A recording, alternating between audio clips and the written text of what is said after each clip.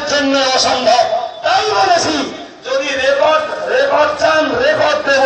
তার মানে এই না আজকে স্টেট থেকে চলে যাবো, কালকে আসা রওনা করবো, আর লোকে ফোন করলে বলে দেবো ওই ভবানীপুর গ্রামের এক হাজি সাহেবের বাড়ি পৌঁছে দিদি।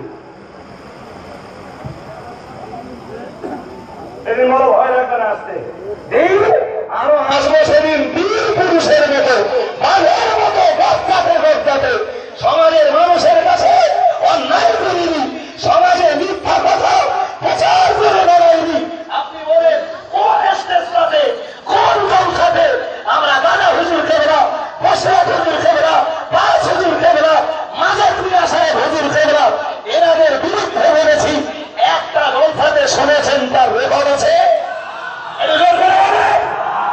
আজকে যারাই বলছে নিশ্চয়ই তারা স্টেজগুলোতে মিথ্যা কথা বলছে, হতে পারে তারা সিদ্দিক জানা, তবে মিথ্যা কথা বলার কারণে আজকে এসেছে হাত্তা ইয়াকতুবা ইনদাল্লাহি কাযাবান।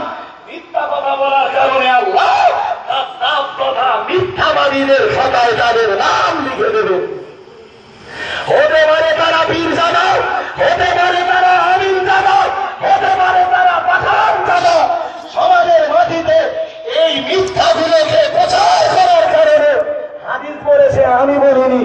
যদি আমার উপরে রাগ করেন, রাগ দুঃখ সব হাদিসের উপরে পড়বে। রাসূল বলেছেন ওয়ায়াতাহাররাল কিযবা হাত্তা ইয়াকতুবা ইনদাল্লাহি কাযাবান। আল্লাহর খাতায় তাদের নামগুলো মিথ্যাবাদী কাযাব হিসাবে গণ্য হয়ে যায়। তুমি জেনে রাখো এবিসি যারাই রয়েছে অল ইন্ডিয়া সুন্নাত ওয়াল জামাতের আলেমদের নামে যারাই অপবাদ দিয়েছে, যারাই দুর্নাম করেছে, যারাই বদনাম করেছে, এদের পায়ের তলা থেকে দুর্নাম করে বদনাম দিয়ে অপবাদ দিয়ে মাটি সরিয়ে